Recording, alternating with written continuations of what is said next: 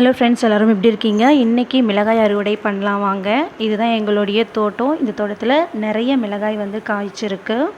ஏற்கனவே 2 தடவை அறுவடை பண்ணிட்டோம். இன்றைக்கி 3வது டைம் பண்ண போகிறோம். வாங்க பண்ணலாம்.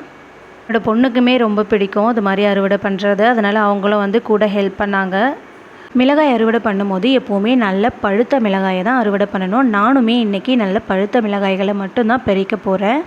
நல்லா பார்க்குறதுக்கு கோவப்பழம் மாதிரி அழகாக செவந்திருக்கு. சரி வாங்க சீக்கிரமாக போயிட்டு எல்லா மிளகாயும் அறுவடை பண்ணிட்டு வந்துடலாம்.